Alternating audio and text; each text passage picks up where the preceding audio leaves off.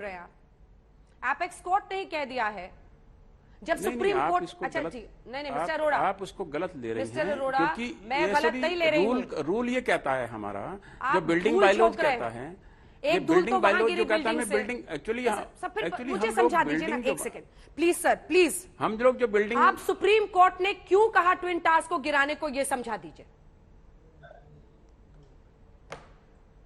देखिए, supreme court का major जो गिराने का रीजन रहा था वो था कंसेंट, कि जब आप बिल्डिंग के अंदर जो अप्रूवल को रिवाइज करवाते हैं, हाँ। तो एग्जिस्टिंग जो होम ओनर होते हैं, जो मैंने आपको बोला है कि जो 15 टावर हम लोगों ने बनाए, फिर उसके बाद ट्विन टावर बनाया, तो ट्विन टावर बनाते टाइम जो हमने रिवाइज किया अप्रूवल, नोएडा अथॉरिटी ने सैंक्शन दिया, उस सैंक्शन का कंसेंट उन 15 टावर के लोगों से नहीं लिया गया। अब ध्यान से सुनिएगा मेरी बात, मुझे पता है यूपी लेकिन मैं इसको एक्सप्लेन करना चाहता हूं।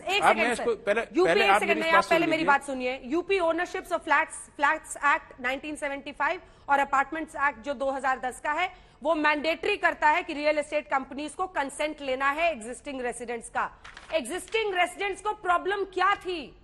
यही प्रॉब्लम थी ना कि आप वहां पर इमारत बनाए जा रहे थे, आप उनके फ्लैट्स को, आप उनके लेयर्स को, आप उनके फ्लोर्स को बढ़ाते चले जा रहे थे, और जब नोएडा अथॉरिटी से वो मांगते थे पेपर्स, तो आप लोग पेपर्स नहीं देते थे। आप लोगों ने तो मजाक बनाया है, सबकी आंखों में क्या धूल झोंका। मैं आपको उसको एक्सप्लेन करना चाहूंगा कि जो कंसेंट थी, कंसेंट अथॉरिटी को लेनी थी। अथॉरिटी के पास कंसेंट लेने का कोई प्रोविजन नहीं था। उन्होंने 2014 में कंसेंट लेने का प्रोविजन स्टार्ट किया। जब ये हमारा हाई कोर्ट से ऑर्डर आ गया, उसके बाद उन्होंने अपार्टमेंट एक्ट को अडॉप्ट किया। तो उनके पास केवल हमारे प्रोजेक्ट में कंसेंट लेने का उचित नहीं था कि उन्होंने पूरे इस एंटायर नोएडा के अंदर जो भी बिल्डिंग बन रही थी उस दौरान, तो there was not any procedure to take the consent from the existing buyer. उस टाइम पर नहीं था इस तरह का कोई कोर्ट के विवेक पर सवाल खड़े कर रहे हैं।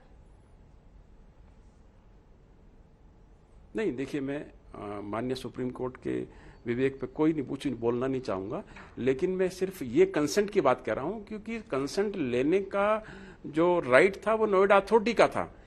बिफोर अप्रूवल उसको कंसेंट लेना था, लेकिन उन्होंने कंसेंट तो बिना अप्रूवल के, जब एक सेकेंड भी बिल्डिंग बनी, आपको ये ट्विन टावर्स में आगे बढ़ाने के लिए, कंस्ट्रक्शन के लिए अप्रूवल से पहले आपने कंस्ट्रक्शन शुरू कर दिया था।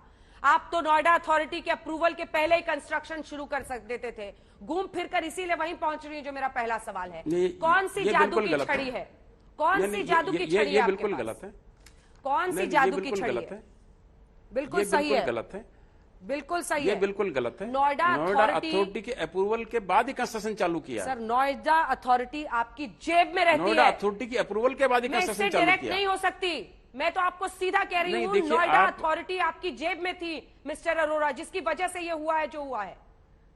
उसी की वजह से नोएडा अथॉरिटी के ये अब 26 अधिकारी हैं जिनको नामजद किया गया है। विजिलेंस ने अभी तक उनसे पूछताछ तक नहीं की है। आप मुझे बताइए कि आप जो तीनों पूर्व सीए हैं, सीईओ नोएडा अथॉरिटी के, मोहिंदर सिंह, एसके द्विवेदी, आरपी अरोड़ा, इन सब के साथ आपकी क्या डील हुई थी?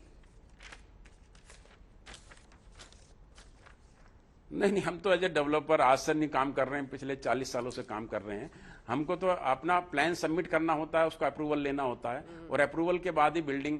मुझे तो आप बताइए कि अगर आपको बिल्डिंग अपना घर बनाना हो तो आप अप्रूवल लेके तो बिल्डिंग अपना घर बनाएंगे। उसी तरह से हम लोगों ने बिल्डिंग लिया, बिल्डिंग का अप्रूवल लिया।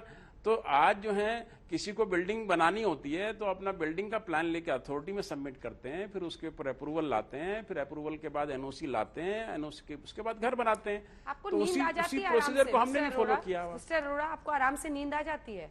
इन रेसिडेंट्स को जो दिक्कत हुई, जो इतनी परेशानियां लोगों को हुई, आपको अच्छे से नींद आती है?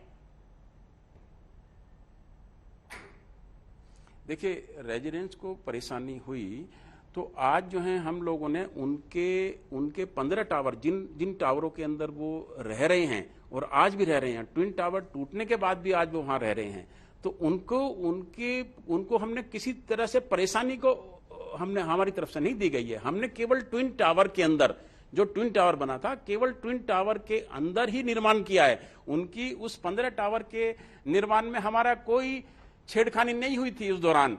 ये हमारी कोर्ट के जजमेंट में भी लिखा हुआ है।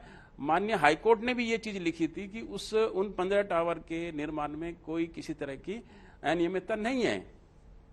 जल्दी से एक बार मिस्टर वेंकट राव को विक्रम सिंह साहब को भी दिखाइए। विक्रम सिंह साहब, आपने सुना इनको? महोदय तो ये समझा रहे हैं कि इन्होंने हर प्लान को अप्रूवल लेकर और फिर किया है, कोई गलती हुई ही नहीं है, पाक साफ है।